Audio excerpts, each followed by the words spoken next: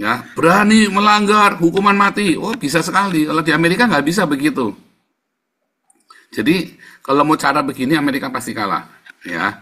Tapi kita tidak tahu nama ini perdagangan, dan Donald Trump ini bukan pebisnis kemarin sore. Dia bukan hanya berdagang, dia bukan hanya memerintah negara, tapi dia jadikan Amerika itu adalah sebuah perusahaan. Menarik ya. Seperti Jokowi kemarin dia mau ikut-ikutan, dia sedang mencoba menjadikan Indonesia menjadi sebuah perusahaan yang tidak konvensional. Ini adalah perang yang sesungguhnya yang mengerikan. Sampai kalah, Amerika bangkrut. Kalau Cina salah, Cina bisa bangkrut. Ya, habis. Tetapi, apakah dalam perhitungan saya, apakah Cina bisa bangkrut? Ini nggak bisa, saudara.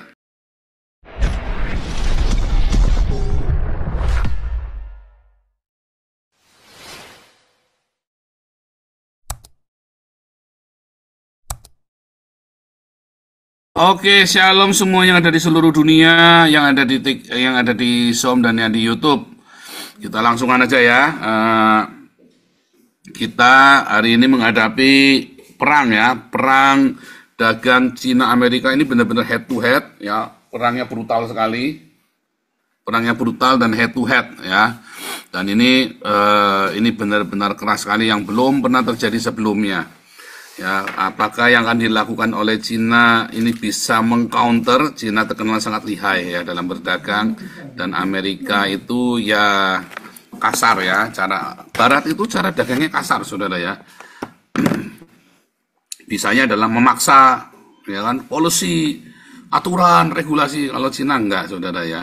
Cina menekan ya kalau kamu begitu ya kita begini ya. Cuman seperti bambu. Jadi mau apa? Oh, tapi dinaikkan ya udah, kita nggak usah puterin volumenya aja. Oh, nggak boleh ya, boleh saja, saudara ya. Orang Cina negara komunis kok. Ya, tidak boleh pakai barang Amerika, boleh, saudara. Nah, kalau di Amerika kamu tidak boleh pakai barang Cina, nggak bisa, saudara, karena ada hak asasi manusia.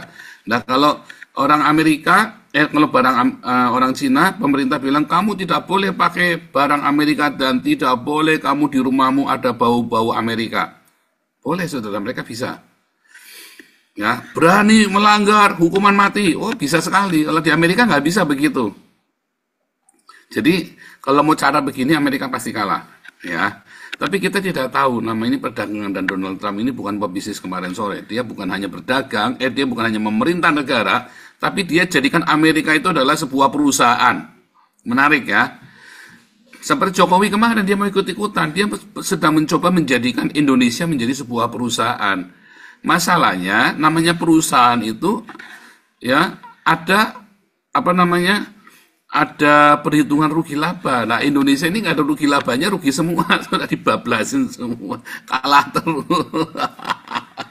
Nah, kalau Amerika dia menguntungkan rugi laba, hitungannya jelas. Ya, bahkan Eropa mau balas pun tidak bergeming ya, di demo pun tidak bergeming ya. Donald Trump di demo kayak apa tidak bergeming. Saudara, ini adalah sebuah jurus ilmu perdagangan, politik yang didagangkan, ya, politik internasional, ya. Maaf, saya ralat ya, sebentar, ungkapan itu susah. Ini adalah sebuah perang yang tidak konvensional.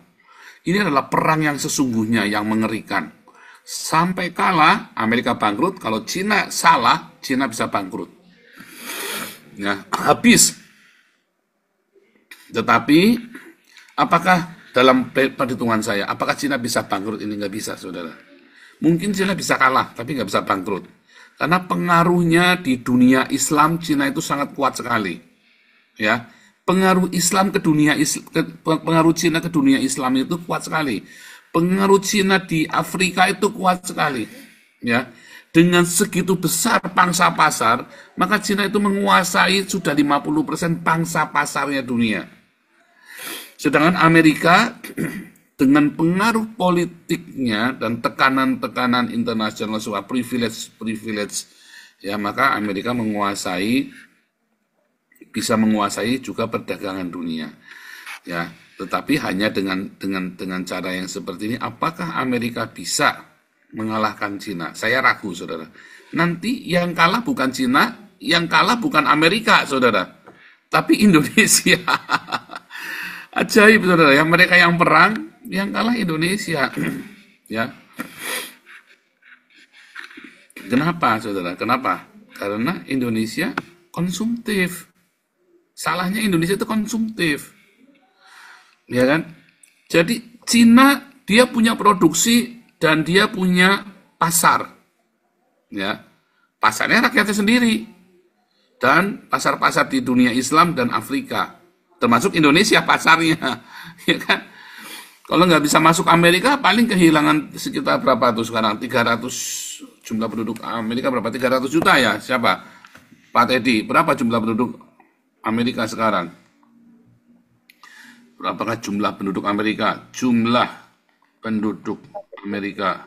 270 kalau nggak salah. Berapa? Lebih dong. 270. 343 juta 2025 Oh, ya. ya. 343 juta. Indonesia 280 juta, saudara. Masih kalah sama Amerika. Ya, jadi kalau Amerika punya produksi, lalu diproduksi di dalam negeri, sementara produknya orang dihajar 100%, ya. Produknya Cina kalau dihajar 100%, harganya sama, barang Amerika sama tuh. Ya kan? Produk Cina, ya, misalnya nih, produk Cina, laptop gitu ya. Laptop itu di Amerika, misalnya yang apa namanya di Amerika itu laptop produk di Amerika harganya $1.000, barang Cina cuma $600, saudara. Tapi begitu harga impor masuknya 100% kan jadi malah lebih mahal punya Cina, ya kan? Maka produknya Amerika tentu akan lebih laku. Masalahnya apakah Amerika punya daya beli yang segitu, ya kan? Tentu saja daripada beli barang Cina yang harganya sudah pasti harganya sama dengan kualitas yang dibawa, pasti nggak akan mau. Tetapi pasti daya beli masyarakat juga puyeng juga. Rakyat jelata di Amerika, nggak mungkin orang Amerika kaya semuanya, nggak mungkin, saudara. Ya. Dan masalahnya nggak cuma Cina yang jadi korban. Ya, semua tarif impor itu luar biasa sekali ya. Dan masalahnya ya, apakah Amerika itu hanya tergantung sama Cina pemasoknya? Kan enggak, saudara. Vietnam itu tetap bisa masuk, ya. Jadi tidak urusan dengan Cina. Nah, kalau misalnya dibalik, saudara ya, barang Amerika yang nggak boleh masuk ke Cina, saudara. Ya, Amerika puyeng juga karena industri Cina, salah satunya industri film Amerika itu yang paling paretonya ya di Cina. Kalau industri film Amerika masuk ke dunia Islam kan kena sensor semua, saudara. Kalau industri film Amerika masuk ke Cina kan kena sensornya cuman sensor-sensor yang berbau demokrasi, yang berbau kemerdekaan lah, apa segala macam, human rights segala macam. Tapi kalau masuk ke Arab kan potong semua filmnya kan. Terlalu banyak sensornya. Nah, pangsa pasarnya juga di Cina 1,5 miliar. Ya kan? Sementara masuk ke tempat lain sedikit. Jadi Amerika juga pasti akan menjerit juga. Sama ya. Jadi dua-dua ini tetap kalau saling pemukul, mereka juga bisa independen, tapi mereka juga sebenarnya rugi. Dua-duanya rugi. Tetapi yang paling rugi ya Indonesia. Karena barangnya nggak bisa dikirim ke Amerika, setengah mati. Katanya kemarin ada produk alas kaki aja, isunya PO-nya dibatalin. Isu ya, saya nggak tahu ya, bener apa enggak ya. Dan beberapa pabrik di Indonesia sudah gulung tikar. Jadi Indonesia hanya konsumtif saja, ya.